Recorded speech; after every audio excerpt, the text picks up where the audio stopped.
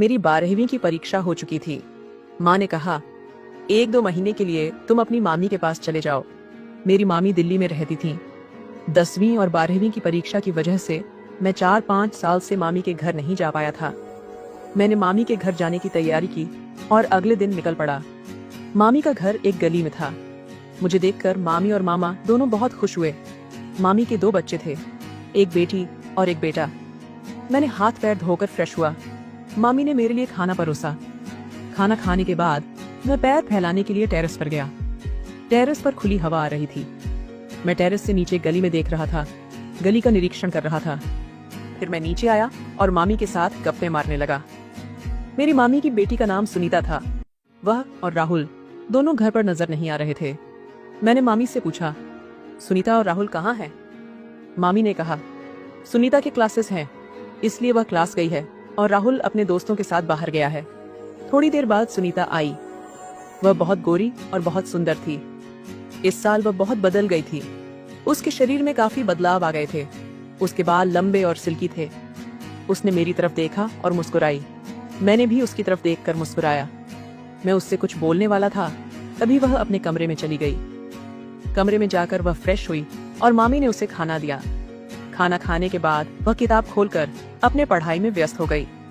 मैं उसके पास जाकर बैठा और उससे बात करने की कोशिश करने लगा, लेकिन मैं जो भी सवाल पूछता वह सिर्फ उसका जवाब देती। इसके अलावा वह कुछ नहीं बोलती थी। मैंने उससे पूछा, तू किस क्लास में है? उसने कहा, मैं अब 11वीं में गई हूँ। मैंने पूछा, कौन सी साइड ली है? उसने कहा, मैंने कॉमर्स साइड ली है। मैंने पूछा, तुम्हारे क्लास में परीक्षा चल रही है क्या? उसने कहा, हाँ चल रही है, इसलिए तो मैं पढ़ाई कर रही हूँ। इसके बाद वह उठकर टेरेस पर पढ़ाई करने चली गई। मैं मामी और राहुल के साथ बातें करने लगा, लेकिन बात करते वक्त मेरे दिमाग में सिर्फ सुनीता का ही ख्याल आ रहा था। शाम को हमने खाना खाया। गर्मी के दिन थे, इसलिए हम सब टेरेस पर ही सोने जाते थे। हम सब टेरेस पर आए। टेरेस पर सुनीता बिस्तर बिछा रही थी। मेरा भी बिस्तर एक तरफ बिछाया गया। मैं वहां सो गया। सुनीता मामी के पास सोई थी। मेरे सामने सिर्फ उसका चेहरा ही आ रहा था। मैं चुपके चुपके उसे देख रहा था। चांद का उजाला साफ पड़ रहा था। चांद की रोशनी में वह दिख रही थी और मैं बस उसे ही देखता हुआ सो गया। सुबह मामी ने मुझे उठाया। मैं उठा और नाश्ता करने के लिए नीचे आया। सुनीता क्लास जाने के लिए तैयार हो रही थी। मैंने सुनीता से बात करने की कोशिश की, लेकिन उसने मेरी बात को इग्नोर किया और क्लास के लिए निकल गई। जितना वह मुझे इग्नोर कर रही थी, उतना ही मैं उसकी तरफ खींचता जा रहा था। दिन भर मैं राहुल और मामी के साथ बातें करता रहा और गेम खेलता रहा। मामा ने कहा, दूसरे शहर में मेरी कंपनी का काम है, इसलिए मुझे 1-2 हफ्ते वहाँ रहना पड़ेगा। तुम तीनों का ध्यान रखना। मैंने कहा, हाँ मामा, चिंता मत करो, मैं हूँ। मामी ने मामा के लिए नाश्ता दिया। मामा ने नाश्ता किया और निकल गए। दिन भर मैं राहुल और मामी के साथ गप्पे मारता रहा। राहुल के साथ मैं गेम खेलता रहा, लेकिन दिन भर मेरे मन में सिर्फ सुनीता ही आ रही थी। मैं उसका इंतजार कर रहा था। शाम के 4 बज गए और दरवाजा खुला। मैंने देखा वह आई थी। वह पसीने से तरबतर थी, लेकिन वह तुरंत अपने कमरे में गई और फ्रेश होकर आई। राहुल ने कहा, चलो ना भैया, हम बाजार चलते हैं। मैं राहुल के साथ बाजार गया। बाजार में घूमकर सामान लिया और सुनीता के लिए चॉकलेट भी लिया। घर आने पर मैंने सुनीता को चॉकलेट दी, लेकिन उसने कहा, मुझे चॉकलेट पसंद नहीं। मैंने सोचा, लड़कियां चॉकलेट के लिए कितनी पागल होती हैं, फिर ये क्यों नहीं ले रही? ये थोड़ी अलग ही थी। जितना वह मुझे दूर करती थी, उतना ही मैं उसकी तरफ खींचता जा रहा था। हमेशा की तरह उस रात भी हम चारों टेरेस पर सोने गए। टेरेस पर सोए हुए थे कि अचानक रात को बारिश शुरू हो गई। बारिश आने पर हम सब उठे और जल्दी से सारा बिस्तर समेटकर टेरेस के उस छोटी सी रूम में चले गए। वह रूम थोड़ी छोटी थी। लाइट चली गई थी, इसलिए रूम में बहुत अंधेरा था। मैं साइड में सो गया था। अचानक रात को बिजली कड़कने की आवाज से मेरी नींद खुली। मुझे एहसास हुआ कि मेरे पास कोई सोया हुआ है। मुझे लगा शायद राहुल मेरे पास सोया है, लेकिन जब बिजली की चमक में मैंने देखा तो मैं एकदम शॉक्ड हो गया। मेरे पास सुनीता सोई थी। मेरा तो सांस ही रुक गया। मुझे लगा मेरे अंदर तो जान ही नहीं बची। उसे इतने करीब सोया देखकर मेरा होश ही उड़ गया। मैं उसकी तरफ मुड़कर सो गया। मैं उसे देखते देखते सो गया था। थोड़ी देर बाद मैं नॉर्मल हुआ और मेरे मन में उसे छूने की इच्छा होने लगी, लेकिन मुझे डर भी लग रहा था कि अगर मैंने उसे छुआ और उसकी नींद खुल गई तो बड़ा हंगामा हो जाएगा। मुझे समझ आया कि रात को इस रूम में अंधेरा होने की वजह से उसे दिखाई नहीं होगा और वह मेरे पास आकर सो गई होगी, क्योंकि मेरे पास ही मामी सोई थी और वह अपनी माँ के पास सोने आई होगी, इसलिए मेरे पास सो गई। अगर उसे पता होता कि मैं यहाँ सोया हूँ तो वह यहाँ सोई ही नहीं होती। मुझे अब कोई भी हरकत करने से पहले यह जानना था कि वह जानबूझकर मेरे पास सोई है या गलती से। मैंने जानबूझकर सोने का नाटक करते हुए मेरा हाथ उसके कंधे पर रखा।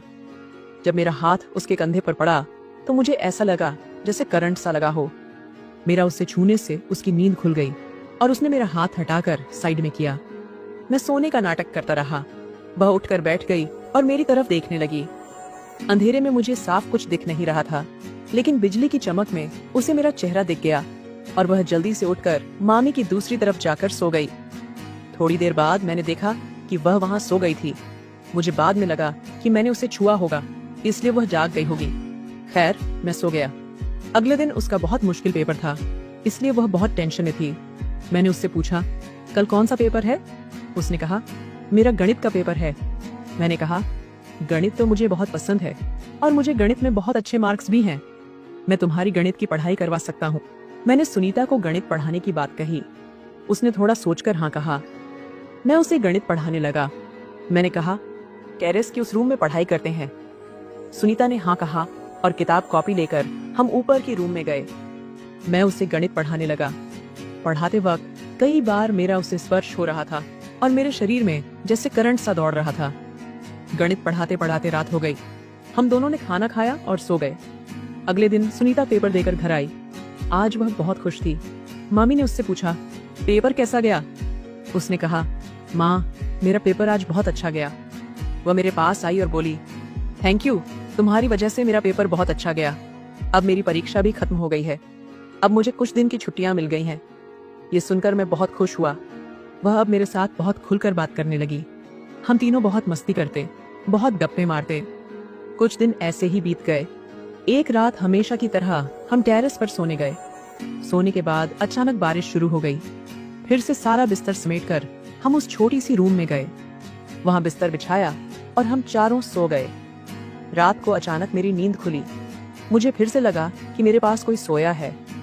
मुझे लगा शायद राहुल मेरे पास सोया है, लेकिन बिजली की चमक में मुझे दिखा कि सुनीता मेरे पास सोई है। मैंने सोचा, अब ये मेरे पास क्यों सोई है? सुबह अगर मामी ने उसे मेरे पास सोया देख लिया तो क्या सोचेगी? मैं उसे उठाने की कोशिश करने लगा, लेकिन डायरेक्ट उसे उठाना नहीं चाहता था, इसलिए मैंने जानबूझकर उसके कंधे पर हाथ रखा। उसने मेरा हाथ हटाया, उठकर बैठ गई और मेरी तरफ देखने लगी। मैं जानबूझकर सोने का नाटक करता रहा। इसके बाद वह फिर वहीं सो गई। मैंने सोचा कि मैं कहीं और जाकर सो जाऊं, लेकिन वह रूम छोटी थी, इसलिए वहां और कहीं जगह ही नहीं थी। मैं दीवार की तरफ मुंह करके सो गया, लेकिन इसके बाद मेरे मन में न जाने क्या क्या आने लगा। मैं फिर से उसकी तरफ मुंह करके सो गया और मेरा हाथ उसकी कमर पर रख दिया। उसकी कमर पर हाथ रखते ही मेरे मन में एक अलग सी फीलिंग आने लगी। मैं उसकी हरकत का इंतजार करने लगा, लेकिन मुझे लग रहा था कि वह बहुत गहरी नींद में है। उसने अपने ऊपर चादर ओढ़ रखी थी। मैं चादर के ऊपर से ही हाथ फेर रहा था, लेकिन उसने कोई रिस्पॉन्स नहीं दिया। वहां बहुत अंधेरा था और बाहर बहुत तेज बारिश हो रही थी। अब मेरे मन में जैसे आग सी लग गई थी। मेरी हिम्मत और बढ़ गई और मैं उसके और करीब सरक कर सो गया। अब हमारे बीच बहुत कम दूरी थी, लेकिन जैसे ही मैंने चादर के अंदर हाथ डाला, उसने मेरा हाथ पकड़ लिया। मेरे तो होश ही उड़ गए, लेकिन इसके बाद मैंने कोई हरकत नहीं की। मैं वैसे ही सोने का नाटक करता रहा, क्योंकि उसने मेरा हाथ पकड़ा हुआ था। इसके बाद उसने मेरा हाथ अपने हाथ में लेकर दबाना शुरू किया। अब मेरे दिल की धड़कनें बहुत तेज हो गई थीं, लेकिन मैंने कोई हरकत नहीं की। थोड़ी देर बाद वह मेरे कान में धीरे से बोलने लगी, मैं नीचे जा रही हूँ, तुम भी मेरे साथ नीचे चलो। बारिश थोड़ी कम हो गई थी। वह उठकर बैठ गई और अपनी माँ और राहुल की तरफ देखा। वे दोनों गहरी नींद में थे। इसके बाद वह उठकर रूम के बाहर गई और नीचे चली गई। उसकी यह बात सुनकर मेरी तो नींद ही उड़ गई थी। मैंने सोचा, अब तक यह लड़की मुझसे बात नहीं कर रही थी और अब अचानक मुझे अकेले में बुला रही है। लाइट अभी भी नहीं आई थी। पूरे रूम और बाहर अंधेरा था। मैं नीचे गया। नीचे जाते ही मैंने देखा कि वह मेरा इंतजार कर रही थी, लेकिन अंधेरे में मुझे कुछ साफ दिख नहीं रहा था। वह मेरे पास आई और मेरा हाथ पकड़कर मुझे रूम में ले गई। रूम में उसने मुझे बेड पर धकेला और मुझे चुंबन करने लगी। मैंने भी उसका साथ देना शुरू कर दिया और हम दोनों एक दूसरे के प्यार में खो गए। थोड़ी देर बाद हम दोनों ने कपड़े ठीक किए और ऊपर जाकर सो गए। 20 दिन तक ऐसा ही चलता रहा। अब मेरी छुट्टियां भी खत्म हो गई थीं, इसलिए मैं अपने गांव जाने के लिए निकला। जब मैं गांव जा रहा था तब मैंने सुनीता की आंखों में आंसू देखे। मैंने सुनीता से कहा, तू कोई चिंता मत कर, मैं अपने मम्मी पापा से बात करके हमारी शादी की बात करूंगा। मेरा तुझसे बहुत प्यार है। मैंने अपने मम्मी पापा से बात की और सुनीता का हाथ मांगा। हमारी शादी हो गई और हम दोनों खुशी खुशी रहने लगे। तो दोस्तों, कहानी को लाइक करें, शेयर